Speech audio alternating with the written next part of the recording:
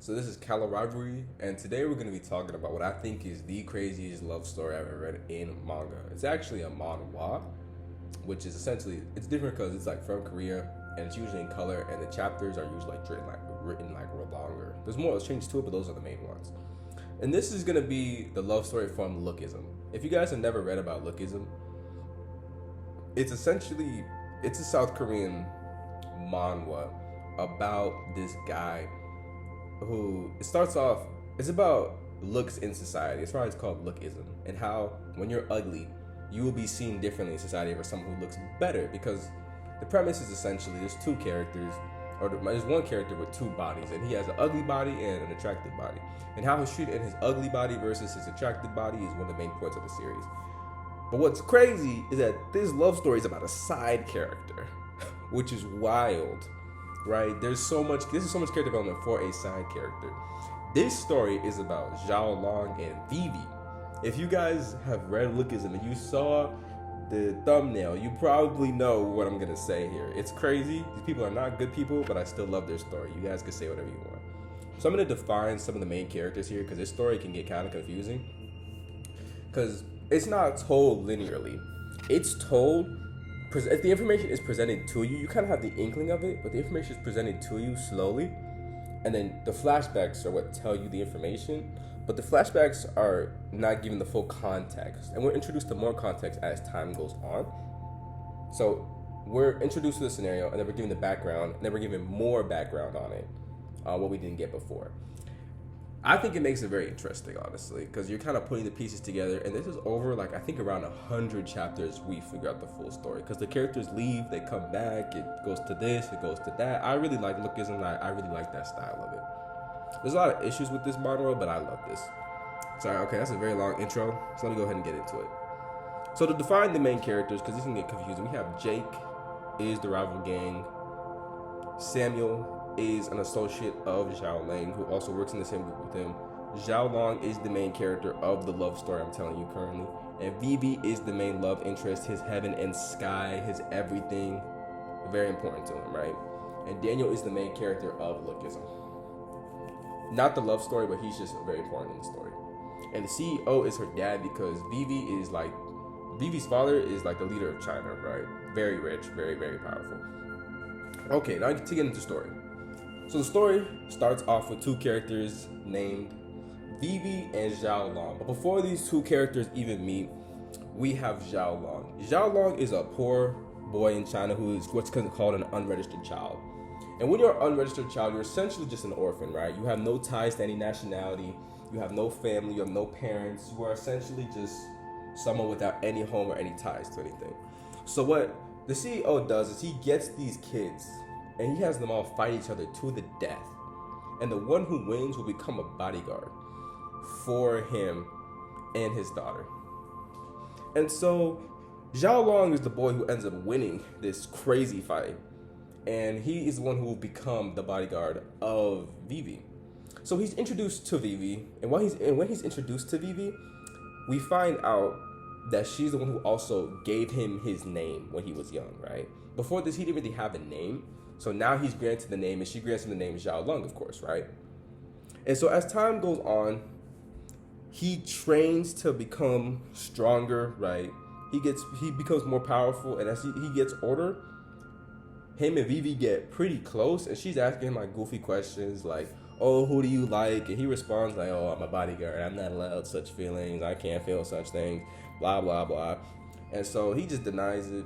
It says no, because obviously he can't tell her that he like really likes her, because he's realized that he's developed these feelings for her, but he knows he can't express them, right? So as he's just becoming like more powerful, training, getting stronger, he reaches like the rank of 89, right? Which is pretty good rank in the system that they have like established and everything like that. And what happens is, since these guys are pretty much just like tools for the master and for ViVi, like they're supposed to protect them with their lives, there's a rebellion that happens because these people are very unhappy with their lives. And so they plan to kill ViVi and end this cycle. ViVi doesn't even really treat them bad from what I've seen. They just hate it, which is understandable. So they're taking out her anger on her. And so right before they're about to kill her, Xiaolong appears and defends her and apologizes for coming late, saying, I'm sorry. And he takes a blade to the back for her. And then while he's doing this, like, brother, what are you doing? Like, you know what they've done to us. Do you not wish to be free? Do you not wish to be, like, in a better scenario? He says, yeah, I hear you guys. He said, that's fair. And he's like, I'm upset at myself too. I can't even disagree with what y'all saying, bro. He's like, I got to do what I got to do, right? So, he has to do what he has to do. And while he's doing this, right, he tells ViVi to turn around. He's like, you don't want to see this, right? I'm about to handle business. So while he's telling her, it's like, turn around so he can go and handle the business, right? We see, like, the ranks of these fighters. This is rank 1, 4, and another random fighter or whatever, right? And they're realizing, like, oh, we can't communicate with everybody else. Bro must have went and bodied everybody else to get here. That's why he was late and everything, because he was taking out everybody else. There's no backup. It's really just them. And he fights them, and he barely comes out on top, right? It's off-screen fight, but it's okay. Trust me, we're going to get a lot more fights from this guy, so don't even worry about this off-screen fight. And him and the number 1 guy are talking. And he's like, all we wanted was to be free. And that's all we desire. There's nothing wrong with that. And he says, I'm glad to see that at least one of us was able to choose the life that we truly wanted in life. And it's revealed that during this time, Xiaolung had been beat bad, but he still came out on top, stabbing him through the heart, winning. And obviously he's very hurt, so he's like, okay, I really don't want her to see this, man. But eventually, he goes, gets her, and, like, does what he has to do, even though he's in so much pain during this moment. And this, you could tell right now, this is when she really started to, like, be like, oh, wow, whew, hey, this guy kind of, she started to feel some type of way. Like, if you know what I mean. Like, you can clearly see that. And so what happens next is, like, they talk to, like, the leader guy. And he's congratulating him, like, you did great, this is a great opportunity to defend the CEO's daughter. So now you can get to defend the actual CEO, because it's clear that you quelled the whole rebellion by yourself. And he's like, that's cool. I thank you for the opportunities. And he's like, because God offered him to teach him, like, this new technique, this cool technique, whatever. But he's like, nah, I want to protect ViVi. He's like, are you sure about that? He's like, yeah, I am. And he's like, you know what we got to do, right? He says, yeah. And so we get this insane scene where bro is really ready to cut off his dingling for her, which I respect it. It's crazy, but I respect it. And then after that, he learns what he needs to protect her. And when this is all happening, right, after this happens, ViVi comes up to him and she's like, after you saved me, right, I realized that's when it started. I actually got feelings for you. And bro is so happy, right? Like, you can see his mouth, like, bro about to break down in tears because it's the best day of his life. You know what I'm saying? Like, it can't get better than this. But he got to reject it because he's like, yeah, I don't deserve this. I don't deserve such feelings. Like, it don't really matter. Like, yeah, it's painful for everybody here, but hey, you got to do what you got to do. It's unfortunate. And so we go and see that Xiaolung is, like, working in, like, this club with ViVi, right? Or he, like, helps her out because ViVi, like I said, ViVi's not really a good person. She owns, like, this club where they do, like, some crazy stuff. I won't say what it is, but they do some crazy stuff in there. She has, like, a bad addiction. And so he just, I mean, since she kind of rejected her, she'd be saying some crazy things or whatever. But, he rejected her. It is what it is, right? She moved on. Not really. But it looks like she has and stuff like that, right? And so while all this is going on, it becomes obvious that the main character, Daniel, and, like, his gang are going to come and attack the club that ViVi works at because they're looking for their friend and they're just trying to take them down because they are doing some illegal, crazy activities in there.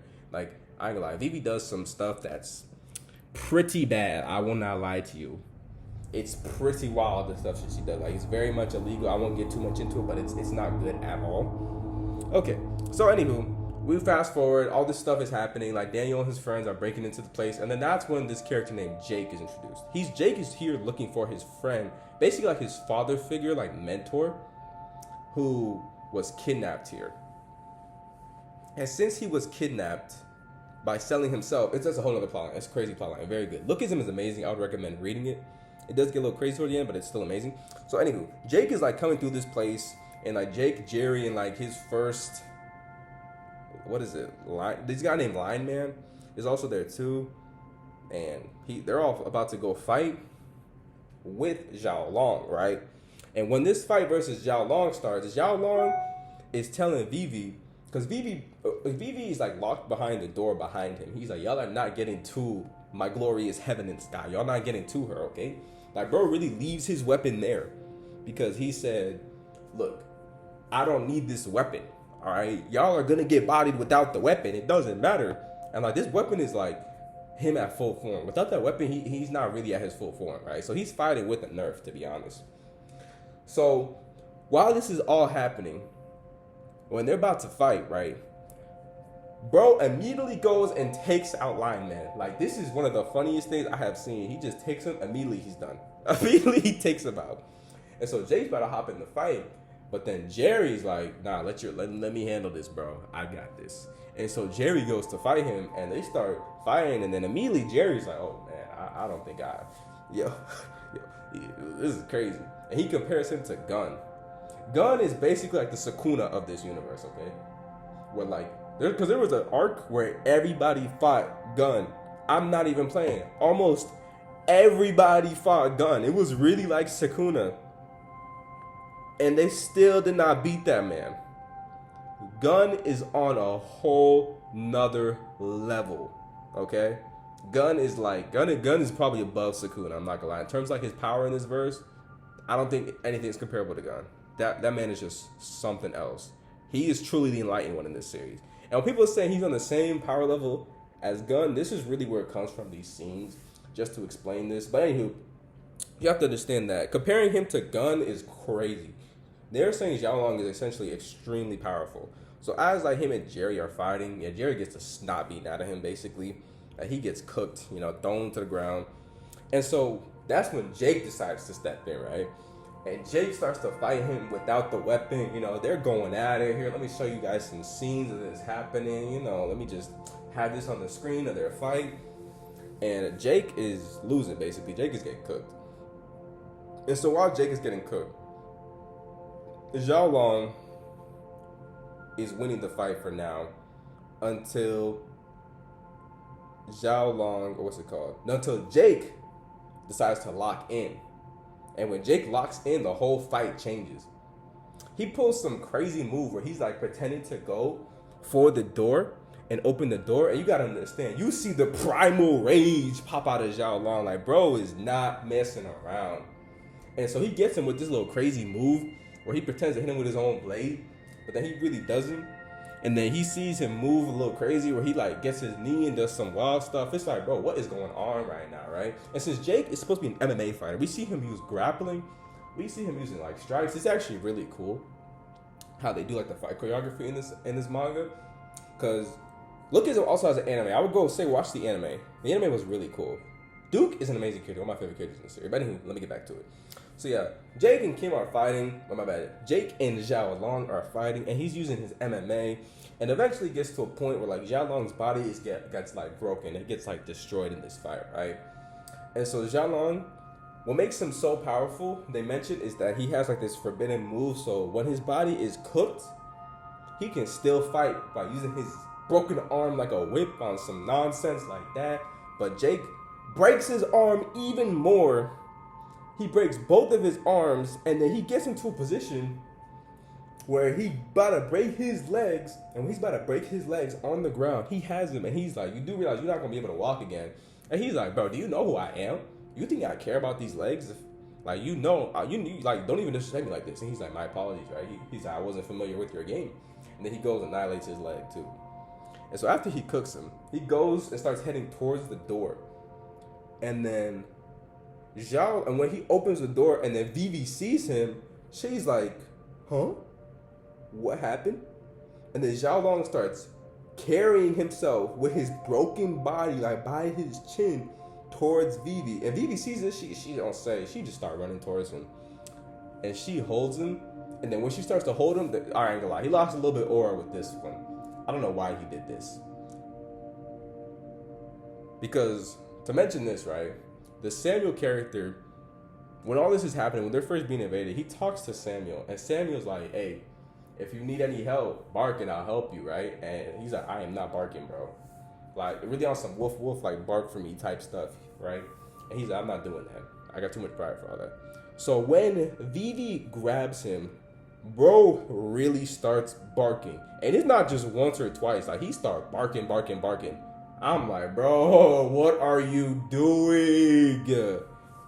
Bro, I don't need to see this. He lost a lot of aura with that one. I was like, jeez, man. And what makes it even worse is like Samuel comes and he's like, oh, you actually barked. Like, you actually barked for me. And then he's like, so you gonna help me? And he's like, nah, I was just joking, bro. He starts laughing at him in his sorry position. I was like, bro, that's some of the most devious stuff I've ever seen in my life. Like, you got this man. And then he tells him, like, yeah, I was really about to double cross you. So, it is what it is. Charge it to the game. And he knew he was gonna, like, he knew he wasn't really, like, loyal. Because there was, like, a scene explaining this earlier. But still, it's just crazy. To do a man like this is wild, bro. Like, you lost just wild, devious work. And him and Jake start fighting for some odd reason. And they fight. Then Daniel comes. His second body comes and wipes everybody out. Because Daniel's second body is, like, stupid powerful. It's kind of ridiculous. Blah, blah, blah. All that happens. And so Logan comes. Logan is essentially Daniel's boogeyman, right? Because Logan used to bully him to no tomorrow. The amount of bullying I see, like, Logan was doing to this man was diabolical. Like, he had him pretending to be like Pikachu and, yeah, yelling like Pika. Like, it's like the bullying Logan had to Daniel needs to be studied. Because that was just wicked. The bullying that happens in Lookism honestly needs to be studied. Because it's not even bullying. Like, these people are just really just wicked in this.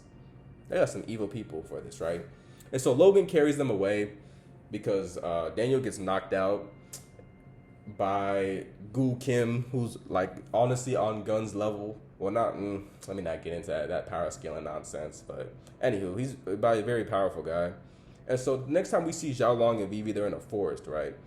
And when Xiaolung and ViVi are in this forest, now it looks like they can finally be together, right? She telling him all this stuff. She like, oh, we finally get to be together. My dad's not going to be happy about it, but, you know, if I make a fuss, he'll eventually accept us being together. He said, it's all going to be good. It's all going to be fine. And Xiaolong, he know deep down in his heart, he happy, he enjoying the moment, but he knows this ain't going to last. Because he knows his life. He knows he can never truly be with her. So she tells him, she tells him straight up, like, I like you again, right? Because she said it earlier, and he says it back, which is crazy. Because this is the first time she's ever hearing this. She's talking about, like, oh, I'll cook for you, I'll clean for you, I'll stop doing drugs. And, like, it sounds pretty crazy, right? Like, she willing to do all this. Like, I ain't gonna lie. I don't think, there's a lot of things you can say about Xiaolong. But he not a simp. Because she actually wanted him too. So, like, that's not really simping if she wants you and she love you. I would say around the same amount too. It's just she can't fight, right? So she's kind of limited on what she can really do. But you gotta admit, like, she loved this man, I would say, close to as much as he loves her. But I think he definitely did love her more. And so all this is going on and everything, right? He's like, can you go get me a blanket? And she's like, yeah, I'll go get you a blanket. And she's like, when I come back, I want to hear you say I love you again, or I like you again, right? And while this is all happening, we see kind of like that one scene in Naruto where they all posted out watching. We see that chief who first taught him that technique come and say, all right, bro, you know it's your time to go, right? He's like, yeah, I know it's my time to go. And they say, thank you for letting me say goodbye to her at least, right? And so now we get this scene explained, but what actually happened, how he is still, like, alive, is her dad and him made a deal where another dude wanted to buy him and use him as a bodyguard, And the dad's explaining, if this didn't happen, I would have went and killed you, right? And so while this is explained, we go back to the scene where ViVi is coming back with the blankie, and Xiaolung is gone. And one of the saddest scenes I would say in this entire manhwa. This might be the saddest scene. No, there's definitely a sadder scene. But this is like top 2, top 3. Where she comes back and he's just gone. It's just sad. And then we get the full backstory for what happened. And because where we left off was her father was going to sell him to these other people so that he could be like a bodyguard for them, right? And then he explains that she's going to be getting with another man. He's already arranged her marriage with another man who was more richer and powerful, and that he was never going to have a chance. Xiaolong accepts this, and he's like, I mean, yeah, I know. Because the dad's like, did you really think you would ever get to be with her? It's just diabolical. Like, bro was just treated like trash every step of the way, right? And so he's going to be sent to Korea again, because he was sent back to China. But he gets sent back to Korea again. And we see the return of the GOAT in this glorious scene. And he's going to come back here, and his question is, where's Jake? Right? Because he's here to fight Jake. And let me tell y'all, this is a side character getting this much character development, bro. This is a side character. But I love how the side characters are written. And so he comes to Korea. And we get to the scene where it's him and like another dude who's like the twin of some other guy. And they're about to go fight Jake, right? It's about to be 2v1. But then he's like, no, let me handle this. Let me do just a one-on-one. And so he fight, and this time he uses like his staff, right? And so Jake does this little weird technique where he has like this this cloth, and he uses it to catch the staff, and use that as he fights him. And then, because he still doesn't have like his actual like sharp blade, I forgot what it's called, but he still does not have that sharp blade again. So he's not able to use that in this fight. And bro is talking about, I'm about to use this jab that no one has ever defeated. I was like, oh my god, why are you making him say this? When an anime character starts talking about this move no one has ever defeated, Emerald Splash type beat, you know they about to lose. Why did they make my boy say this? They set him up for failure. So we can literally see a couple scenes later this move where he dodges under it and just, of course, is beat by it, bro. Gets comboed like crazy, gets annihilated, and then he gets put in an MMA jiu-jitsu move. And it's just like, oh my goodness, bro. Why? Look how they massacred my boy. And then he over here thinking like, you got me, but I'm gonna keep it stacked. I didn't even want revenge. He said, I just want to die because I can't be with her. And so he grabs this guy, and he jumps out the window.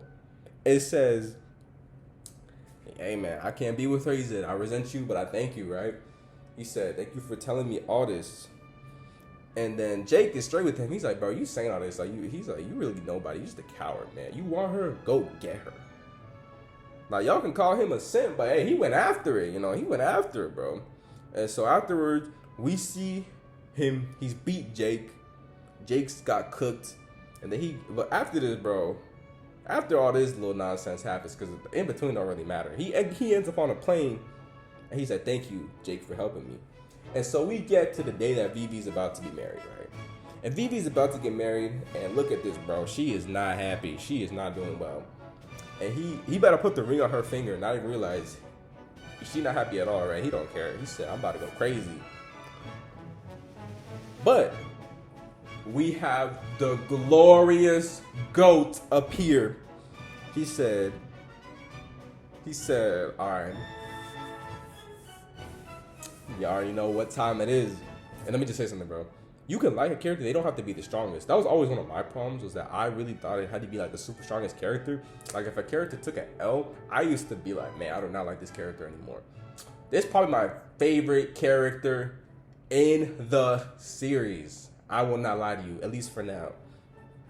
Even though he took some hard L's, he not the strongest. He definitely not the strongest gun. I don't know why they set that man up for failure with dumb sentences, but this guy, top tier. I kind of hope they don't introduce him in the story again. I like how his story ended, but anyway, back to it. So she runs toward him in this beautiful scene right here. I'm going to just let this scene sit here for a little bit. This is a beautiful scene. And he starts talking nice to her, right? Her dad, terrified, he like, oh my God, It's him. It's like seeing the ghost of Christmas past or some nonsense, right? Bro is like, oh no. And he start running, his big self start running. And so her dad is spooked. He knows what's about to happen. He said, he started chattering. His teeth start chattering like that dog, like that one dog. Like he start getting terrified, right? He start running towards her. And we see Xiaolung look like he about to throw down with God himself. Nothing can stop this boy right here. He in his zone right here. This where he got all his aura back, right? Like I said, he started talking to her nice. He's saying things like, you know, you'll be running for the rest of your life with me. Is that okay? She said, yeah. He said, you're gonna be struggling. Is that okay? He asked her one more question. She say, yes. Ride or die right there. They like 18 or something like that, and she a ride or die. And they start fighting because we see all these guys coming towards them. And this is the last time that we see them in the series. And honestly, look like it worked out great for them, bro. I love their story, and I like their conclusion. I kind of hope they keep... I don't want them to keep it vague. I want them to show them like living good in some country. And please don't make something bad happen to these two, bro. I love their story, man. It's so good. And like, I don't know why PTJ decided to cook so hard with these guys. These are just random side characters. But I would say he really puts the time into his side characters, and I really like that. That's one of my favorite things that he does is like, Lookism side characters, you can have a lot of favorite side characters because he puts so much love and care into each character he writes, I would say. And there's a lot of people in this where people are like upset because like, oh, when this character died, this story got worse, yada, yada, yada, blah, blah, blah, whatever. And I know Lookism has changed a lot more. People call it like Yangism, but I would still recommend you guys read Lookism. It's really good. It's a really good story. It's not perfect, but when you've been going on for this long, nothing is perfect, right? It's very hard to make it that good. But all right, guys, I just want to talk about this love story. I really like the story. I could talk more about Lookism if you guys want me to, because I think Lookism is kind of, okay, let me not say underrated, but I would like to see more discussion on Lookism. And thank you guys all for watching this. Also, shout out to VMAT. I watch a lot of his Lookism videos. I really like those videos. That's kind of was the inspiration for making this as well too. I just want to say thank all you guys for this, and I'm gonna go ahead and close out this, and make sure you guys, make sure you like, comment, and subscribe. All right, I'll see you guys.